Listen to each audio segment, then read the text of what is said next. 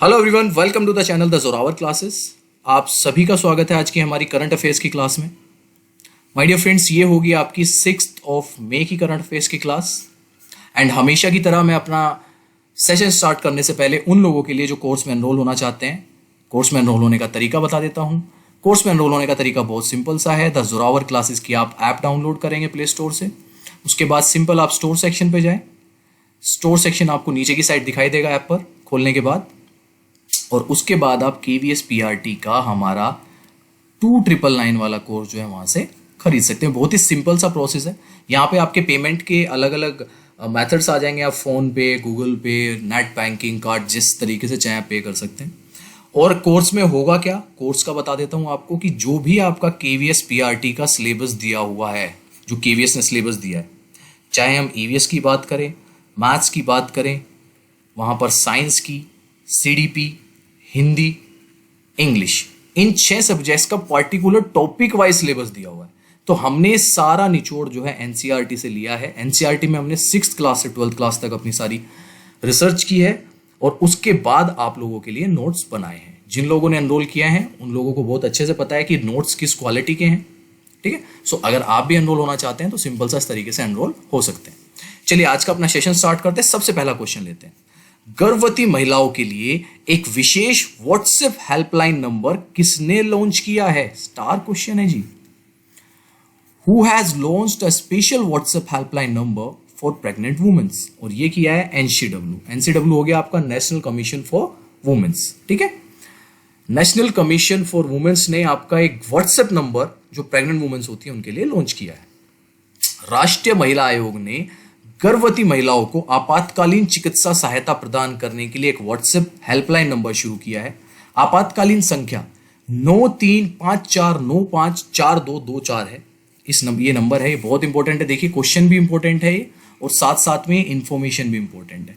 तो आप लोग भी इसको अपने पास रख सकते हैं, स्पेशली महिलाएं जो हैं। ठीक है, और आगे हर आदमी के पास ये नंबर होना चाहिए ताकि किसी को जरूरत पड़ने पर फॉरवर्ड कर दें।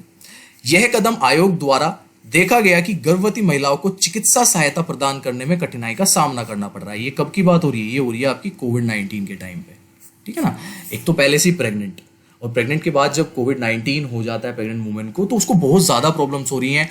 बेड्स नहीं मिल रहे हैं, ऑक्सीजन नहीं मिल रही है, सब चीजें। तो उसको देखते हुए नेशनल कमीशन फॉर वुमेन्स ने, राष्ट्रीय महिला आयोग ने एक व्हाट्सएप नंबर जो है, आपातकालीन व्हाट्सएप नंबर निकाला है, हेल्पलाइन नंबर शुरू किया है। तो बहुत इंपॉर्टेंट नंबर है, आप सबके पास होना चाहिए। और आपको लगे अगर आसपास आपके किसी को भी जरूरत है इस चीज की, तो ये नंबर जरूर फॉरवर्ड करें। चलिए क्वेश्चन लेते हैं सेकंड, क्वेश्चन नंबर 2। भारत ने किस राज्य को कोविड-19 टीकों की प्रायोगिक डिलीवरी के लिए ड्रोन उड़ाने की अनुमति दी है? ये भी इंपॉर्टेंट क्वेश्चन है, स्टार क्वेश्चन है। Which state has allowed India to fly drones for experimental delivery of कोविड-19 वैक्सीन्स? और ये तेलंगाना स्टेट को परमिशन मिली है कि वो ड्रोन के द्वारा अपनी वैक्सीन्स की डिलीवरी कर सकते हैं।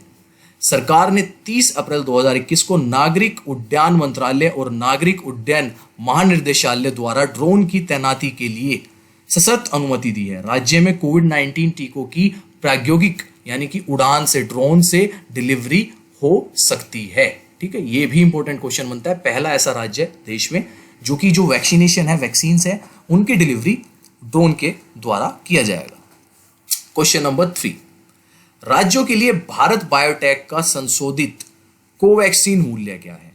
What is the revised Covaxin price of Bharat biotech for states? देखिए यहां पे आपने देखा होगा अरविंद केजरीवाल ने भी जब प्रधानमंत्री को बता रहे थे वो एक संबोधन में, जो कि नेट पे आ गई थी उनकी, तो उसमें कहा है कि भाई जब आपको 150 रुपए में मिल रही है तो हमें 500 में क्यों मिल रही है? जब सेंटर को ये चीज 150 में मिल रही है तो हमें 500 में क्यों दे रहे हैं? तो उसके बाद कुछ मूल्य रिवाइज्ड हुए हैं।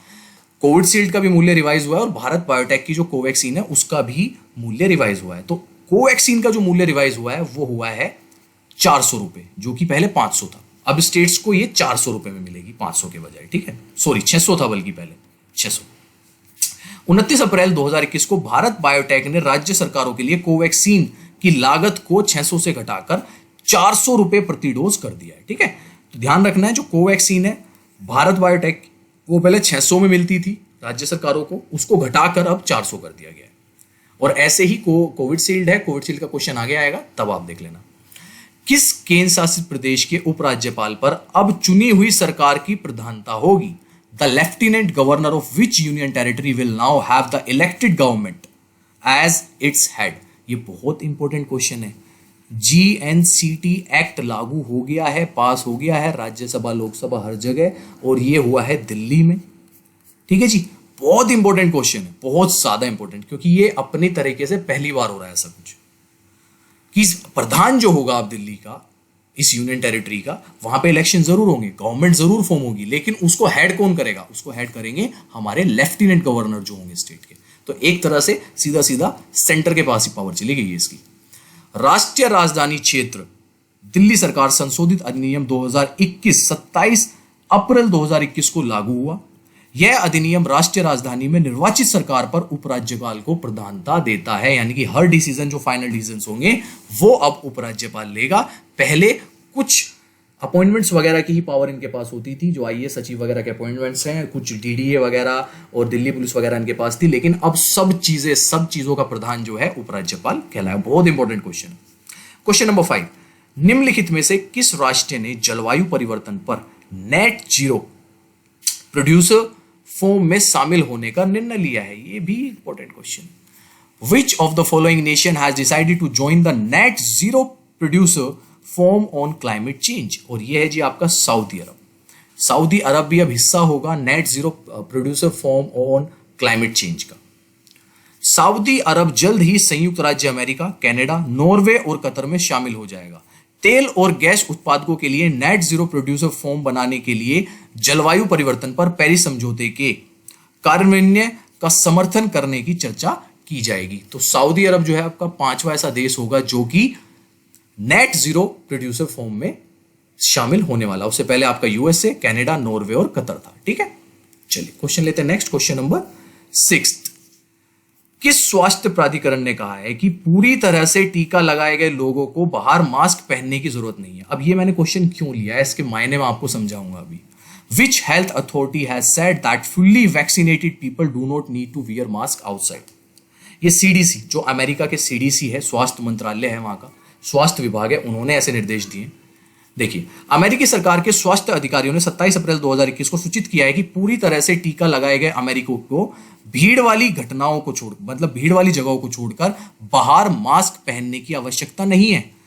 USA centre for disease control and prevention के नए जारी किए गए मार्गदर्शन के अनुसार पूरी तरह से टीकाकृत लोग बिना मास्क के आउटडोर रेस्टोरेंट में छोटे समूह में साथ भोजन कर सकते हैं, टहल सकते हैं, दौड़ सकते हैं, बाइक चला सकते हैं, भोजन कर सकते हैं।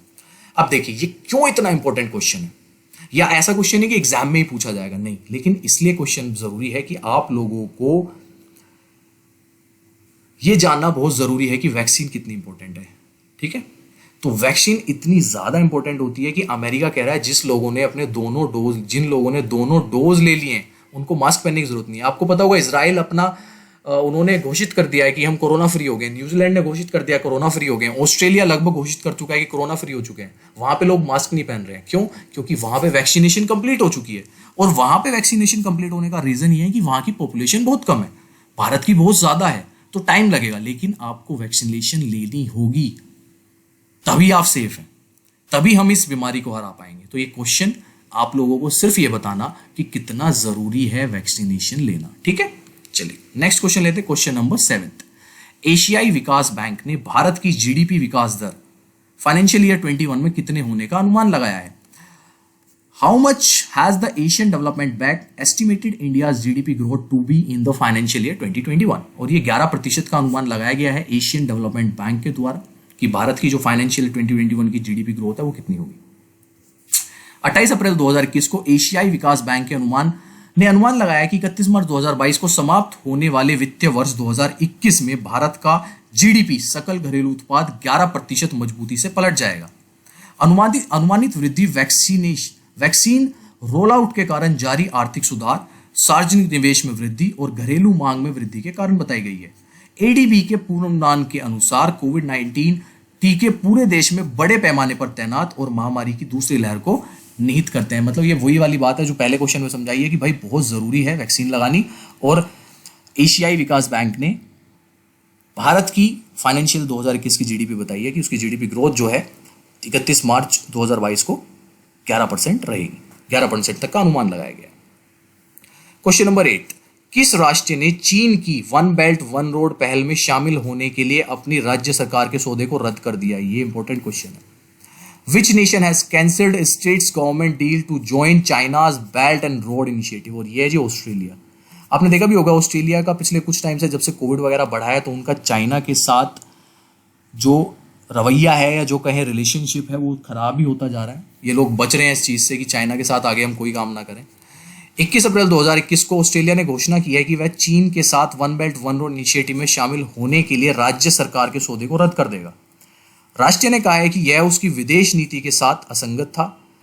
ऑस्ट्रेलिया के विदेश मंत्री मारिस पायने ने जानकारी साझा करते हुए कहा है कि संघीय सरकार चीन की बेल्ट और रोड इनिशिएटिव पर हस्ताक्षर करने के विक्टोरियन राज्य सरकार के फैसलों को ओवरराइट करेगा, यानी कि उसको पलट देगा, उसको कैंसिल कर देगा। ठीक है। क्वेश्चन नंबर 9, G7 विदेश मंत्री की बैठक की मेजबानी कौन सा राष्ट्र कर रहा है? Which nation is hosting the G7 foreign ministers meeting? और ये यूके में हो रही है, ब्रिटेन में, इंग्लैंड में। मैं हमेशा तीनों नाम लेता हूँ इसके, पता ना कि 3 नाम रखने की क्या जरूरत पड़ रही थी इन्हें। भारत के विदेश मंत्री एस जयशंकर कोविड-19 महामारी के दौरान G7 विदेश और विकास मंत्री की बैठक में भाग लेने के लिए 3 मई से 6 मई तक लंदन में रहेंगे। और इसी का जो ये हो रही है G7 की मीटिंग, ये कहाँ हो रही है? लंदन, इंग्लैंड में हो रही है। ठीक है जी। आज का लेते हैं last question, question number 10। Kerala में लगातार दूसरी सरकार बनाकर किस ब्लॉक ने इतिहास रच दिया? किस गवर्नमेंट ने?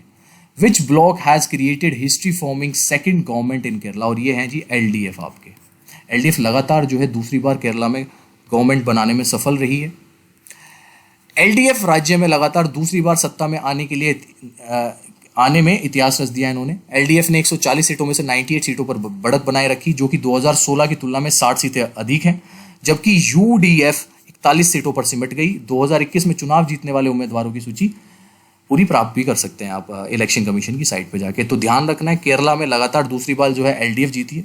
These are the top 10 questions for today. I hope you like it. And मैंने आपको बता दिया है कोर्स में एनरोल होने का तरीका क्या है, फ़ायदे क्या हैं अगर आप आज से तैयारी करेंगे तो। ठीक है जी। चलिए 12 बजे वाली क्लास एंजॉय कीजिएगा। Bye, take care everyone.